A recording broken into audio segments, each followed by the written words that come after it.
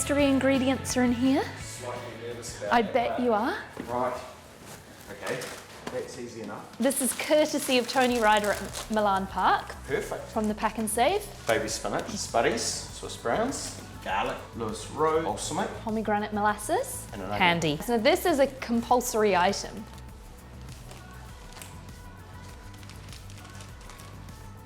I'll give you 2 guesses. Dunstan horsefleas. Correct. Cool. That and the meats, the 2 compulsories. Empty. Perfect. A typical day for you, what does that look like? Get out of bed usually 5:30, and then start organising breakfast. My responsibility now is my young daughter and taking her to school, which is something I didn't do pre-COVID.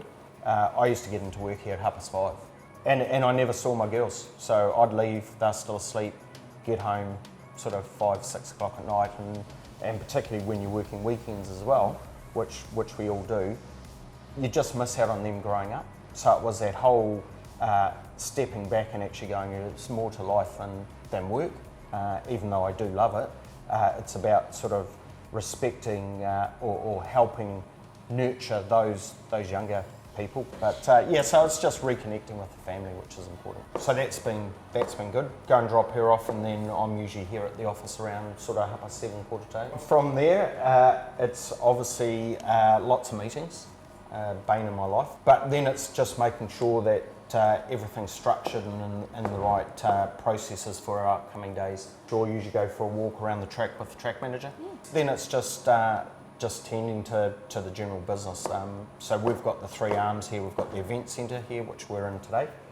We've got the racing arm, and then we've got our property arm as well, which is about realising the asset, how we can make more money off those land assets that are around here, and everything we do focused on betterment of racing. So that's any decision we make is for the betterment of racing. So that's pretty much it. And then I like to get out of here by 5 o'clock. Your career has taken some rather large turns. Talk me through that journey. Very varied. I went to school at Matamata College, and ahead of me were some fantastic jockeys. So I had dreams of becoming a jockey. Really? I rode horses, but not at a competitive level. Loved it, but I think it dawned on me in the summertime when Michael Coleman at school put on a tracksuit, middle of summer, had his uniform underneath, put his tracksuit on and went running. And I was just like, no, I'm out. And then for me, I found obviously booze and ladies and cigarettes, and so it was all over after there. Obviously the weight got the better of me. And then so went became a chef.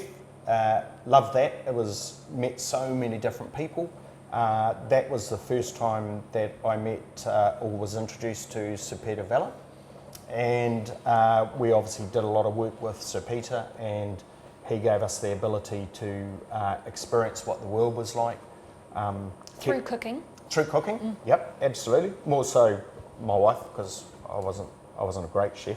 Hopefully I'll change that today. But yeah, he looked after us, and we had a wonderful time with the Vella family, and came back to New Zealand.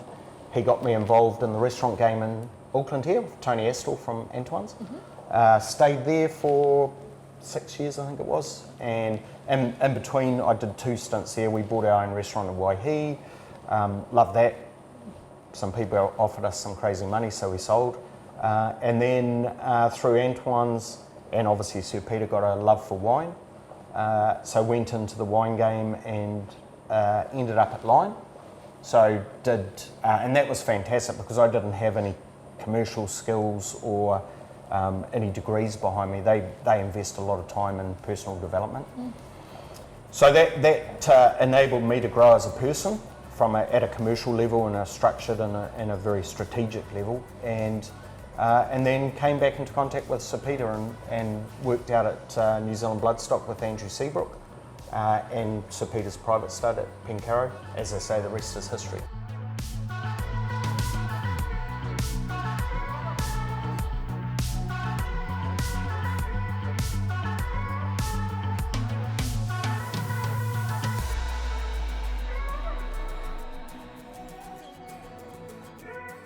What about your philosophy for life and how you apply that to the business?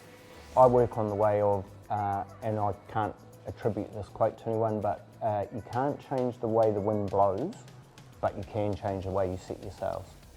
So what I mean by that, it's you're going into a headwind, it's silly to carry on that course, so you just alter the way your sails are, and then you tack off in a different direction. So, and that works for me both with at a personal level and a professional level. So we get thrown up challenges, it's no use batting your head against it. It's about understanding when you need to ask for help from others that have a better understanding of things, or indeed altering the course of where you're headed. And probably the most relevant example is, you know, what's happened with this pandemic.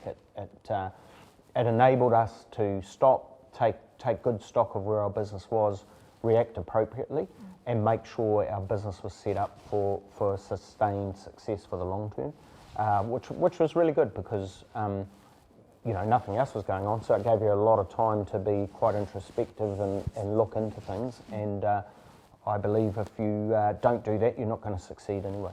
Hey, who would have thought, you know, started off as chef and now I'm running a great club, which, you know, I firmly believe it's one of the great clubs in Australasia. And very proud of it. We've got a great group of people here, and you know, at a personal level, it's been a dad of two wonderful girls, and you know, they changed me for the better, and that's what life's all about. So yeah, I love it. It's good. And why do you do what you do? Why do I do what I do? It's a passion that's turned into a job.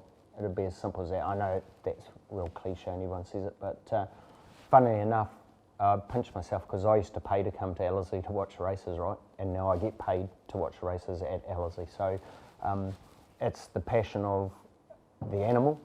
To me, they are as much an athlete as the jockeys are. And until you've experienced it, and you've been a lot closer than most, but when that horse comes off the track and you can see the veins, you can see the effort that's been given, and they are such intelligent creatures. Yeah, the smell of the horse, and you know, my wife hates it because my suits have always got slobber on them, because I love the smell of that horse. And yeah, it's after a race day, it's just going home at the end of the day knowing that you know, there's 10 happy people, and that's right through from grooms right through to the owners, and that's what keeps getting me out of bed. And on this side of the business, it's seeing people have a great time at Ellerslie. So yeah, simple.